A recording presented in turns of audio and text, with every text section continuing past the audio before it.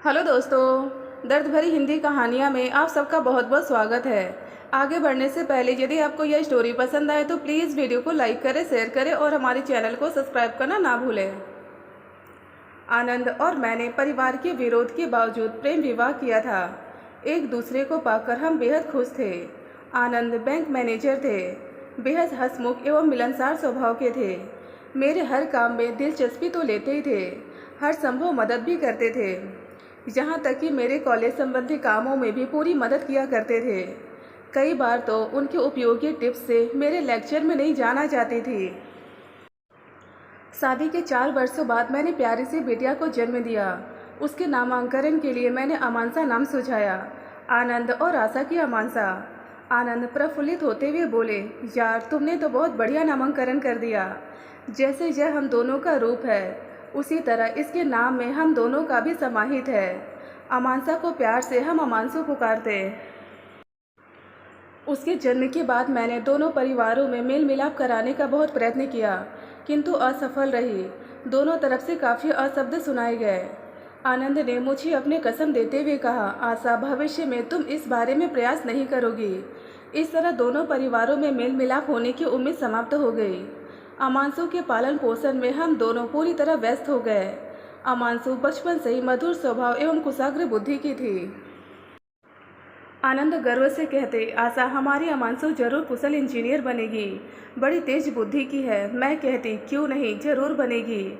उसे थोड़ा बड़ा होने दीजिए, तब समझ में आएगा कि उसकी रुचि किस ओर है।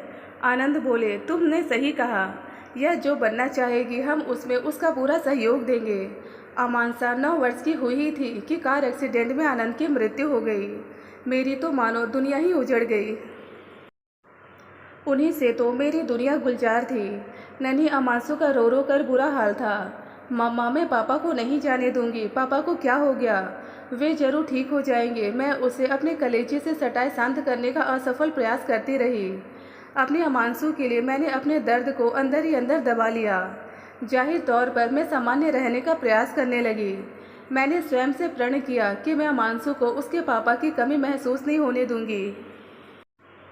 आज आनंद की बात याद करती हूँ, उन्होंने अपनी अमांसु के लिए कितना सही कहा था। आज वह सॉफ्टवेयर इंजीनियर के रूप में एक मल्टीनेशनल कंपनी में कार्यरत है। उसके सहकर्मी अभिनव से मैंने उसका विवाह पक्का कर मंगनी की रस्म कर दी है।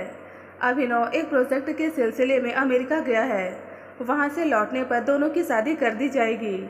शनिवार व रविवार को अमांसु की छुट्टी रहती है, किंतु शनिवार को मेरा कॉलेज रहता है। साधारणतया मैं 4 बजे तक कॉलेज से लौट आती हूँ।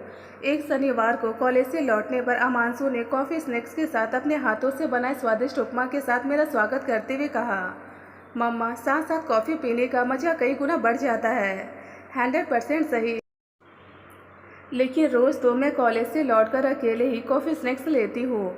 मम्मा, कल संडे है, हम सेंट्रल मॉल चलेंगे, वहाँ सभी चीज़ों पर सेल चल रही है। ठीक है बेटा, मुझे ज्वेलर के पास भी जाना है। तेरे तो सारे गहने तैयार हो गए हैं, बस अभिनव के लिए चेन और ब्रेसलेट लेना है। सेंट्रल मॉल में अमांसु ने मेरे लिए कुछ ड्रेसेस और साड़ियाँ पसंद की। मैंने देखा सभी ब्राइट कलर्स की थी। मैंने इनकार करते हुए कहा, बेटा इतना ब्राइट कलर्स मुझ पर बड़े अटपटे लगेंगे। ओह मम्मा, आप पहनती नहीं हैं, यदि पहनने लगेंगी तब आदत हो जाएगी, फिर अटपटे नहीं लगेंगे। बेटा मेरी वार्डरोब तो कपड़ों से भरी पड़ी है, उसी में से तू अपनी पसंद की निकाल देना। जब घर में इतने कपड़े हैं ही तब और नए क्यों लेना। मम्मा, अब मॉल से खाली हाथ तो नहीं लौटेंगे, 1-2 ले लेते हैं, उसने आग्रह करते हुए कहा। खाली हाथ भला क्यों लौटेंगे? अपनी अमांसु के लिए जीन्स टॉप सूट्स वगैरह ले लेंगे, तो शादी के बाद भी साड़ी तो कभी कभी पहनेगी, उसने इतराते हुए कहा। मम्मा, अभी शादी में 4 महीने बाकी हैं, मैं तो कपड़े उसी समय लूँगी। अच्छा तो लगे सेक्शन में चल, वह सब अभी ले लेती हूँ। मैं उसका हाथ पकड़कर ले चली। कई सालों से मेरी वार्डरोब बंद पड़ी थी, अपनी बिटिया की जिद के कारण खोलनी पड़ी। वह मेरे कपड़ों के कलेक्शन से खुश होकर बोली, वाह मम्मा, कितना बढ़िया कलेक्शन है आपके पास, और आप एकदम सादे व सिंपल ही पहनती हैं। हाँ बेटा, तेरे पापा को मेरे लिए कपड़े खरीदने का बेहद शौक़ था, किंतु उनके जाने के बाद मुझे ये सब पहनने का शौक़ नहीं रहा, सो सब रखे हुए हैं। नहीं मम्मा, अब आप वैसे ही रहेंगी जैसे पापा के सामने रहती थी। मम्मा, मुझे आपकी और पापा की कई प्यार भरी चुगली याद है। उस दिन आप पापा की पसंद की ड्रेस, हेयर स्टाइल, ज्वेलरी पहनकर तैयार हुई थी। पापा दिल पर हाथ रखकर धम से सोफे पर बैठ गए थे। आप दौड़कर पापा के पास आकर पूछने लगी थी, क्या हुआ आनंद, आप ठीक तो हैं? पापा ने कहा था। यार, दिल इतना तेज धड़क रहा है कि उसे हाथों से थामना पड़ रहा है। मुझे उनकी बात पर हंसी आ गई थी। उन्होंने मुझे अपने पास बैठाते हुए कहा था, क्यों अमांसु, मम्मा जच रही है ना? मैंने कहा था, मम्मा तो हमेशा ही जचती हैं। वैसे पापा, आप भी कोई कम नहीं हैं। उन्होंने मुझे यह कहते हुए गले से लगा लिया था। वाह मेरी नन्ही अमांसु, तू तो खूब बातें बनाने लगी। हाँ बेटा, पापा हर बात, हर काम में पूरी रुचि लेते थे। वे माहौल एकदम खुशनुमा बनाए रखते थे। अमांसा ने बातों का रुख वर्तमान की तरफ करते हुए कहा, वह सब तो ठीक है मम्मा, अब आप वैसे ही तैयार होंगी जैसे पापा के सामने तैयार होती थी। यह तो मुझसे ना हो सकेगा बेटा। क्यों मम्मा, आप अपनी बेटी का मन नहीं रखेंगी? ओह बेटा, यह बात है, तब मैं पूरी कोशिश करूंगी। मुझे अमांसो के आज के व्यवहार से अत्यधिक आश्चर्य हुआ। आनंद के जाने के बाद मैंने खुद ही सादगी से रहना पसंद किया था। आनंद को मेरे साथ श्रृंगार का विशेष शौक था। उन्हें दिखाने रिझाने की इच्छा से मैं सस्ती संवरती थी। अब वे ही नहीं रहे, इच्छा खुद ही विलुप्त हो गई। इसके अलावा समाज का भी ख्याल करना पड़ता है। एक विधवा के निरीक्षण परीक्षण समाज कुछ ज़्यादा ही पैनी नज़र से करता है। ऑफिस से लौटकर कॉफ़ी पीते हुए अमांसु ने कहा, मम्मा, कल शाम नीलम ने हमें अपने घर पर बुलाया है। अरे वह बंगालन नीलम कितना मीठा बोलती है, एकदम रसगुल्ले की तरह। मम्मा, आपकी वह ज़बरदस्त फ़ैन है। कहती है भले ही आंटी कॉलेज में लेक्चरर है, किंतु देखने में एकदम कॉलेज गर्ल सी लगती है। हम शाम को 6 बजे नीलम के घर पर पहुंच गए थे। उसके पापा भी थे। उनसे मेरी पहली मुलाकात थी। नीलम ने अपने पापा से आग्रह करते हुए कहा, पापा, मुझे और अमांसा को थोड़ा ऑफिस का काम है। प्लीज़ आप आंटी को घर एवं अपना टेरेस गार्डन दिखा दीजिए। घर दिखाते हुए नीलम के पापा ने कहा, मेरी बेटी आपकी बहुत बड़ी फ़ैन है। वह आपके हाथ के खाने से लेकर आपके सारे तौर तरीकों की बहुत प्रशंसा करती है। आपकी सुंदरता की प्रशंसा करते हुए तो वह कवित्री ही बन जाती है।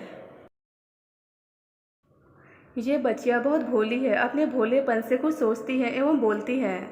मेरा मानना है कि नीलम ने जो वर्णन किया था, आप उससे अधिक प्रशंसा के योग्य हैं। उन्होंने कहा, मैंने चुप रहना ही ठीक समझा। गार्डन और घर बहुत सुंदर है तथा तुमने सजाया भी बहुत सुंदर है। मैंने नीलम की प्रशंसा करते हुए कहा, आंटी, इस तारीफ के हकदार तो पापा हैं। उन्हें भी आपकी तरह घर की साज सज्जा में बहुत दिलचस्पी है। नीलम ने कॉफ़ी, समोसे, रसगुल्ले, काफ़ी कुछ हमारे लिए तैयार कर रखा था। दोनों दोस्त ऑफिस के काम के बहाने अपनी अपनी प्लेट लेकर सरक ली। जब काफ़ी देर तक नहीं लौटी तो मुझे बेहद आश्चर्य हो रहा था कि ये दोनों लड़कियां हम दोनों को क्यों ज़्यादा से ज़्यादा एक साथ छोड़ने का प्रयास कर रही हैं। सारा माहौल ही मुझे कुछ अटपटा सा लग रहा था। मैंने अमांसा को फ़ोन करके बुलाया। वह हंसते हुए बोली, मम्मा, फ़ोन करके क्यों बुला लिया, यहीं पर तो थी। आ जाती थोड़ी देर में। तुम मुझे अकेली छोड़कर क्यों चली जाती हो? तुम दोनों भी यहीं हमारे साथ बैठो। ओह मम्मा, अकेली कहाँ हैं? अंकल तो है ना आपके साथ? लगता है आपकी मम्मा को मेरी कंपनी पसंद नहीं आ रही है। ये काफ़ी शांत एवं गंभीर स्वभाव की है। नीलम के पापा ने कहा, अब आज्ञा दीजिए, हम चलते हैं। मैंने विदा लेने हेतु कहा, आंटी अभी रुकिए, आज डिनर हमारे साथ लीजिए। नीलम ने तत्परता से कहा, आज माफ़ी चाहती हूँ बेटा, डिनर फिर कभी। मैंने उठते हुए कहा। रात को सोते समय अमांसा ने मेरी राय लेते हुए कहा, मम्मा, अंकल अच्छे हैं ना? मैंने पूछा, कौन अंकल बेटा? ओह मम्मा, आज आप नीलम के पापा से मिली है ना? उन्हीं के बारे में पूछ रही हूँ। ओह, मुझे ख्याल ही नहीं रहा। आने के बाद मैंने उनके बारे में कुछ सोचा भी नहीं। अच्छे ही हैं। हाँ मम्मा, अंकल बहुत अच्छे हैं। मैं जब भी उनके घर जाती हूँ मेरा बहुत ख्याल रखते हैं। अच्छी बात है बेटा। खैर छोड़िए सब बातें, यह बता कि अभिनव का प्रोजेक्ट बढ़िया चल रहा है ना? हाँ मम्मा, हो सकता है प्रोजेक्ट समय से पहले पूरा हो जाए, तब वह पहले ही इंडिया लौट आएगा। यह तो बहुत अच्छी खबर है। अब तो अभिनव का फ़ोन आने ही वाला होगा। मैं सोती हूँ, गुड नाइट बेटा। इतने में अमांसु का फ़ोन बज उठा। अभिनव का फ़ोन आ चुका था। 2 दिनों बाद मैं कॉलेज से लौटकर कॉफ़ी स्नैक्स लेकर टीवी के सामने बैठी थी कि अमांसु का फ़ोन आया। मम्मा मैं 6 बजे तक घर पहुंच जाऊंगी। मेरी फ्रेंड सुनीता भी आ रही है मेरे साथ। अच्छी बात है बेटा। मम्मा आप मेरी पसंद के गहरे नीले रंग की साड़ी पहन के तैयार रहना। अरे बेटा वह मेरे घर आ रही है, मुझे उसके घर थोड़े जाना है जो मैं सज धज कर तैयार हो जाऊं। अरे घर पर एक मम्मी जैसे रहती है वैसे रहती हूँ। ओह मम्मा प्लीज़ मेरा मन रख लो, अमांसू ने आग्रह करते हुए कहा। ठीक है, खाने में कुछ खास बनाना है क्या? नहीं मम्मा मैंने पिज़्ज़ा और कोल्ड ड्रिंक ऑर्डर कर दिया है, वह मेरे पहुंचने के बाद ही पहुंचेगा। आप तो बस तैयार हो जाओ। चल ठीक है बेटा, मैं कोशिश करती हूँ। मुझे थोड़ी खिस्सी हो रही थी अमांसू के व्यवहार पर। इस लड़की को क्या हो गया है? यह मेरी सास श्रृंगार के लिए क्यों परेशान होने लगी है? 6 बजे अमांसू अपनी सहेली सुनीता के साथ पहुँच गई थी। साथ ही मेरे हम उम्र सुनीता के सर्जन भैया भी आए थे। अमांसू ने सभी से मेरा परिचय करवाया। हम सभी ने साथ साथ पिज्जा का आनंद लिया। दोनों दोस्त कोल्ड ड्रिंक के साथ ऑफिस के काम के बहाने दूसरे कमरे में चली गई। रह गए मैं और सुनीता के डॉक्टर सर्जन भैया। वे अपने बारे में खुद ही बताने लगे। 2 बेटियां हैं मेरी, दोनों की माँ 15 साल पहले गुजर गई थी। माता पिता की भूमिका निभाते हुए दोनों का पालन पोषण किया, उन्हें उच्च शिक्षा दिलवाई। अब दोनों अपनी अपनी गृहस्थी में व्यस्त हैं। आपने बहुत अच्छा किया, बेटियों का समय से विवाह कर घर गृहस्थी में बांध दिया। वह तो ठीक है, मैंने बेटियों के कारण दूसरा विवाह नहीं किया, किंतु अब अकेलापन बहुत खटकता है, घर काटने को दौड़ता है। मैंने सुझाव देते हुए कहा, आप स्वयं को व्यस्त रखिए, कभी कभी बेटियों से उनके घर जाकर मिल आया कीजिए। मन तो लगाना ही होता है, वरना वह तो उदास हो जाता है। मैं जरा दोनों सहेलियों को देखकर आती हूँ। अमांसू के कमरे में दोनों सहेलियाँ गपशप में मस्त थी। मैंने सुनीता का हाथ पकड़कर कहा, तुम दोनों भी हमारे साथ ही बैठो। उनके जाने के बाद अमांसू 2-4 इधर उधर की बातों के बाद बोली, मम्मा सुनीता के भैया बहुत बड़े सर्जन हैं, उनका अपने क्षेत्र में बहुत नाम है। मम्मा वे दिल के भी बहुत अच्छे हैं, कई गरीबों का मुफ्त इलाज करते हैं। करना ही चाहिए, आखिर समाज के प्रति भी हमारी कुछ कर्तव्य हैं कि नहीं? हाँ मम्मा, उनका स्वभाव आपसे बहुत मेल खाता है। जिस तरह आप दूसरों की सहायता करने के लिए तैयार रहती है, वे भी। कुछ पल रुक कर वह फिर बोली, मम्मा है भी वे बहुत स्मार्ट। उनको देखकर नहीं लगता कि उनकी इतनी बड़ी बड़ी बेटियां होंगी। जैसे आपको देखकर कोई नहीं समझ सकता कि मेरे उम्र की आपकी बेटी है मम्मा। आप इतने में अमांसू का फ़ोन बज उठा। वह उसमें व्यस्त हो गई। इस एतवार अमांसू ने अपनी फ्रेंड काजल के घर चलने का प्रोग्राम बनाते हुए कहा, मम्मा काजल का बर्थडे है, उसने घर पर ही छोटी सी पार्टी रखी है, आपको भी बुलाया है। अच्छा है कि इतवार है, आप चलेंगी ना? बेटा मैं तुम बच्चियों के बीच क्या करूँगी, तुम ही चली जाना, बस रात में समय से लौट आना। मेरे रहने से तुम लोग खुलकर मस्ती भी नहीं कर सकोगी। मैंने हंसते हुए कहा, ओह मम्मा वह मुझे कच्चा खा जाएगी। उसने बहुत कहा है कि आंटी को ज़रूर लाना। मम्मा वह आपसे मिलने का बहाना ढूंढती रहती है। प्लीज़ चलिएगा मम्मा, उसका दिल टूट जाएगा। ठीक है चलूँगी। उसे उपहार क्या देना है, मैं सोचती हूँ। वह चांदी और अमेरिकन डायमंड वाला सेट दे देते हैं। ठीक है मम्मा, उसकी मिल्की वाइट रंगत पर जचेगा भी बहुत। इतवार को अमांसू मेरी सास श्रृंगार में लग गई। ऐसा हेयर स्टाइल तो ऐसा मेकअप, यह ड्रेस तो वह ज्वेलरी तो यह सैंडल। बड़ी मुश्किल से बीच का रास्ता अपनाकर मैं तैयार हुई। मुझे एकटक देखती हुई बोली, सच कहूँ मम्मा आपसे तो अब मुझे जलन हो रही है, औरों का क्या हाल होगा। ओह मेरी बिटिया तू बहुत बातें बनाने लगी है। तुझ नौ यौना के सामने मुझ प्रोड़ा की क्या बिसात। फिर तेरा मेरा रिश्ता तुलना करने या ईर्ष्या करने का भी नहीं है। सच कहती हूँ मम्मा, आपकी उम्र में मैं ना जाने कैसी लगूंगी। आपकी फिगर तो परफेक्ट है, ना 1 इंच ज़्यादा ना 1 इंच कम। काम करने के लिए रमा आ गई थी, सो हम माँ बेटी की छेड़छाड़ में विराम लग गया। रमा को काम बताकर मैं अमांसू के कमरे की तरफ आ गई। वह फ़ोन पर लगी हुई थी। बार बार मेरे नाम की ध्वनि आने के कारण मैं ध्यान से सुनने लगी। हाँ यार, मम्मा तो लाजवाब लगती ही हैं। आज मेरा मन रखते हुए उन्होंने थोड़ा मेकअप भी कर लिया है, गजब ढा रही हैं यार आज तो। और हाँ, चाचा जी समय पर पहुंच रहे हैं ना? हाँ हाँ, उनके पहुंचते पहुंचते मैं और मम्मा भी पहुंच जाएंगे।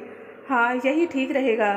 खेल के बहाने मम्मा और चाचा जी का एक साथ डांस करवा देंगे।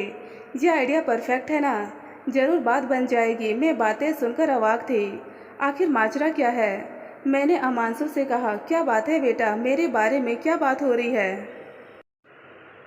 उसकी मानो चोरी पकड़ी गई हो, किंतु स्वयं को संभालते हुए बोली, कुछ भी तो नहीं मम्मा। नहीं बेटा, कुछ बात तो है।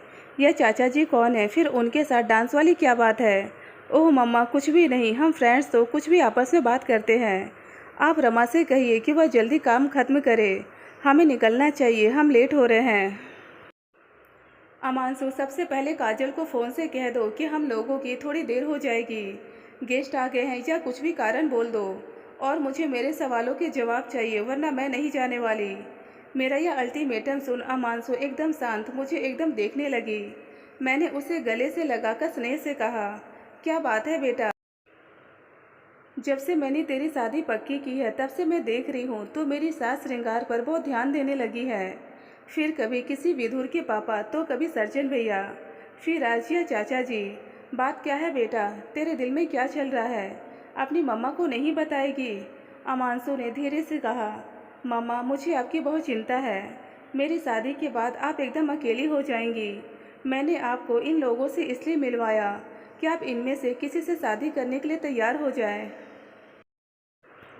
मम्मा, हर उम्र में अपने हम उम्र साथी की आवश्यकता होती है, जो हमारी बात सुने और समझे, जिसके साथ हम सुख दुख बांट सके। जीवन जीने का कुछ उत्साह तथा मकसद तो होना ही चाहिए ना मम्मा। उसने झिझकते हुए कहा, मम्मा, आपने मेरी सारी आवश्यकताओं की पूर्ति तत्परता से की है, कभी पापा की कमी महसूस होने नहीं दी, किंतु मैंने आपके अकेलेपन के लिए कभी सोचा ही नहीं। कुछ दिनों बाद मेरी शादी होने वाली है। घर गृहस्थी मेरे जीवन का अहम हिस्सा बन जाएगा। आज मुझे यह बात बहुत कचोटती है कि आपने मेरे लिए अपनी इच्छा का दमन कर लिया होगा। प्लीज़ मम्मा, बुरा नहीं मानिएगा मेरी बातों का। अरे बेटा, तू मेरे लिए कितना सोचती है, एक बार तो मुझसे कहा होता। देख बेटा, आनंद की मृत्यु के बाद मेरे सारे हितैषियों ने मुझे पुनर्विवाह की सलाह दी थी, किंतु मैं स्वयं को दूसरे विवाह के लिए तैयार नहीं कर पा रही थी।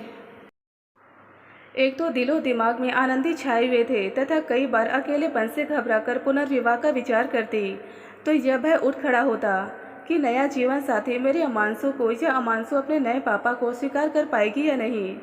इसके अलावा पढ़ने सुनने को कभी कभी मिल जाता है कि सौतेला पिता जवान होती सौतेली बेटी पर ही बुरी नज़र रखने लगता है। मेरी अमांसु को किसी तरह का कष्ट हो यह मुझसे बर्दाश्त नहीं होता। मुझे तो अपने अमांसु का सही पालन पोषण कर एक योग्य नागरिक बनाना था, सो मैंने पुनर्विवाह का विचार ही छोड़ दिया था। मैंने रहस्य खोलते हुए कहा, बेटा अमांसु, जब आज यह विषय तूने छेड़ ही दिया है तो मैं तुझे अपने जीवन की एक सच्चाई बता देना उचित समझती हूँ। मेरे कॉलेज में विनोद जी गणित के प्रोफेसर हैं, तो उनसे कई बार मिल चुकी है तथा उनकी बहुत बड़ी फ़ैन है। और तुझे मालूम ही है कि 4 साल पहले कार एक्सीडेंट में उनकी पत्नी की मृत्यु हो गई थी। उनके दोनों बेटे मोहन और मोहित अमेरिका में सेटल हो गए हैं। उन्हीं विनोद ने मुझसे शादी करने की इच्छा व्यक्त की थी। मैंने भी उन्हें यह कहते हुए सहमति दी थी कि मैं अमांसु की शादी के बाद ही आपसे शादी कर सकूंगी। मुझे लगा था कि मेरी बिटिया असहज न महसूस करे, किंतु मुझे क्या मालूम था कि मेरी बिटिया मेरे लिए वर की तलाश कर रही है। मैंने यह सब अमांसु की आंखों में झांकते हुए कहा। अमांसु प्रश्न चिन्हित मुद्रा में बैठी मुझे निहारने लगी। मैंने कहा, विनोद जी काफ़ी सभ्य एवं शालीन स्वभाव के हैं। उनका यही स्वभाव मुझे आकर्षित कर गया। उन्होंने मुझसे शादी का प्रस्ताव रखा। मैंने तेरी शादी तक इंतजार करने को कहा है। हाँ, जब मैं तेरी शादी तय करने लगी तब उन्होंने मुझसे कहा, आशा, हम साथ हो जाते हैं, यह जिम्मेदारी ज़्यादा कुशलता से पूरी कर सकेंगे। किंतु मैं हाँ ना कर सकी। तेरी सकुचाहट थी मुझे। यह सत्य है कि पिछले लगभग 2 सालों से हम अपने दिल की बातें आपस में कह लेते हैं। पारिवारिक मुद्दों पर भी हम खुलकर बातें करते हैं। उनके दोनों बेटों ने उनसे फ़ोन पर बात करनी तक बंद कर दी है। वे दोनों अपनी दुनिया में व्यस्त और मस्त हैं। विनोद जी उन लोगों के व्यवहार से बहुत दुखी भी हैं। मैं अपनी समझ एवं सामर्थ्य से उन्हें सांत्वना देती हूँ। उनका अकेलापन मुझे भी अखर जाता है। दिल करता है उनका हाथ थाम लूँ। मैं आशा बोल देना चाहती थी। जब मैंने तेरे लिए अभिनव को पसंद किया, उन्हें विस्तार से सब बताया, किंतु वे अभिनव को देखना एवं मुझसे मिलना चाहते थे। इसी विचार से मैंने अभिनव से मिलने के लिए सेंट्रल मॉल को उचित समझा। एवं उन्हें भी वहाँ बुला लिया, जिसे वे भी उसे अमांसु ने मुझे बीच में ही टोकते हुए कहा, मम्मा 1 मिनट, मुझे अच्छे से याद है, उस दिन मॉल में विनोद अंकल भी मिल गए थे। हम सब ने समझा यह मात्र सुखद इत्तेफाक है, किंतु वह आपका और अंकल का तय प्रोग्राम था। I am right mamma?